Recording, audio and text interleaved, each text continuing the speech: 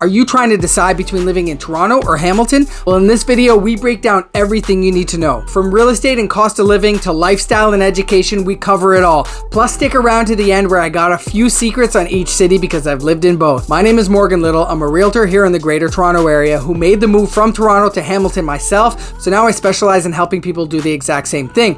If I can ever do anything to help in your real estate journey, feel free to reach out, book a call using the Calendly link in the description below, and I look forward to connecting. Now, let's get into it. First on our list is population and location. Toronto is obviously Canada's largest city with a population of about 3 million. It's a global hub for business, culture, and entertainment, offering a fast-paced lifestyle. Hamilton, on the other hand, has a population of around 800,000. It's a quieter, family-friendly city located on the western tip of Lake Ontario. It's only about 45 minutes, without traffic, from Toronto, or more like an hour to an hour and a half with, making it a great place to live in the GTA or Golden Horseshoe area while still being able to commute to Toronto when necessary. Which brings me to my next point, affordability and real estate. And I can personally speak to this. As I mentioned, I made the move from Toronto to Hamilton after being in Toronto for about 12 years. Hamilton is significantly more affordable than Toronto, making it a popular choice for first-time homebuyers and families like mine looking to get into the housing market where it simply makes sense. The average home price in Toronto is over $1 million compared to about $750 in Hamilton. However, I do mention this often, there are many starter homes ranging in the 400s for first-time homebuyers looking to get into the market. Detached homes are about 61% more affordable in Hamilton. Townhomes are about 37% more affordable, and condos are about 28% more affordable in Hamilton compared to Toronto. Hamilton just offers more bang for your buck, whether you're looking for a detached home with a backyard or a starter townhome. However, Toronto does have a more robust condo market with plenty of options, especially in the downtown core. Hamilton's condo market is definitely smaller, so in terms of renters, there are those options, but there's also many multifamily buildings and basement apartments available throughout the city. If you are thinking about moving to Toronto, feel free to download my guide below,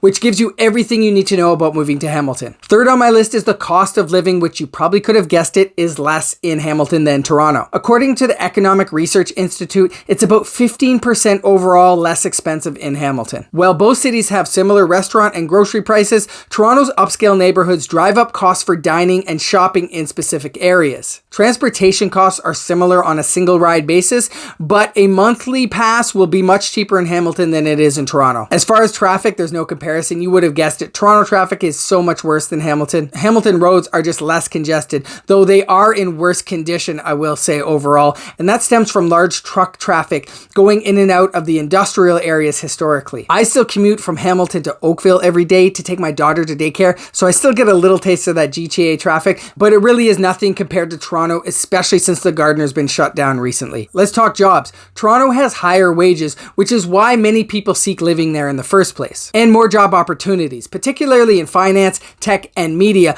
But with the rise of working from home since COVID, Hamilton is a great place to live in if you only have to commute once in a while. In Hamilton, job opportunities are more spread out, and many people do commute to nearby areas like Burlington, Oakville, or Toronto. But there is a great restaurant and bar scene in Hamilton that employs a lot of people, a burgeoning art scene, as well as an entrepreneurial spirit amongst many self-employed people that I've met in the Hammer. Number 5 brings us to education and childcare. Toronto definitely offers a wider variety of schools, including top-rated institutions like U of T and George Brown College. However, Hamilton's McMaster University and Mohawk College are highly sought-after institutions, often with lower-priced tuition fees. Both cities do offer subsidized childcare, but Toronto wait times do tend to be longer. This one I have experience with as well. As I mentioned, I do commute from Hamilton to Oakville for daycare for my daughter because that is the closest we could get her. When we decided to make the move, we got on all kinds of wait lists, but we've never heard back from any of them. This is a problem that is province-wide and not just unique to Toronto or Hamilton. Lifestyle and entertainment. Obviously, Toronto is a bustling, multicultural city with endless entertainment options. From its nightlife and dining scene to attractions like the CN Tower, Scotiabank Arena, the CNE, all the biggest concerts and attractions, there's always something happening. Hamilton is definitely slower paced in terms of big events and to-dos. However, with a growing arts and cultural scene, great local restaurants, restaurants, and family-friendly attractions like wild waterworks, all the local hiking, plus its proximity to Niagara Falls and the US border, and of course Toronto for a Taylor Swift concert. It really is convenient for quick getaways. Which leads me right into Hamilton being known as the waterfall capital of the world. That's right, with over 100 waterfalls and scenic trails like Spencer Gorge and Dundas Peak all along the Niagara Escarpment, there's so much to do if you're into the outdoors. You'll also find beautiful golf courses and beaches and parks within the city. Just last week, I took my daughter skating for the very first time down at Pier 8 on the waterfront. Hamilton is full of little gems like that. And of course, Toronto offers lots of green spaces like High Park and Toronto Islands for a quick escape, but it really doesn't compare. Both cities are growing. However, while Hamilton is financially stable with a strong cash balance and a AAA credit rating, ensuring that it can fund its programs and services,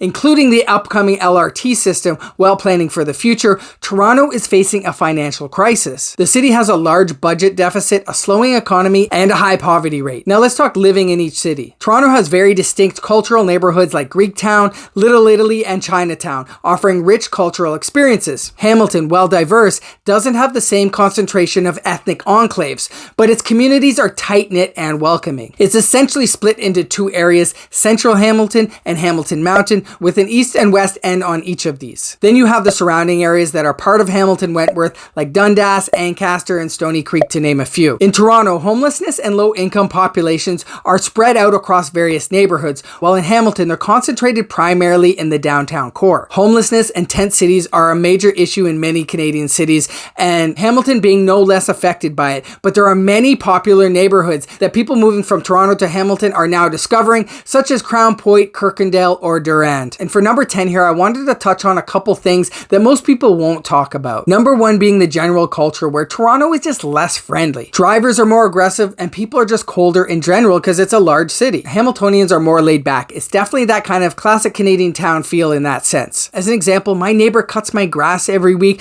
because he had done the same for the previous owner, who was an older lady. He's just kept it going.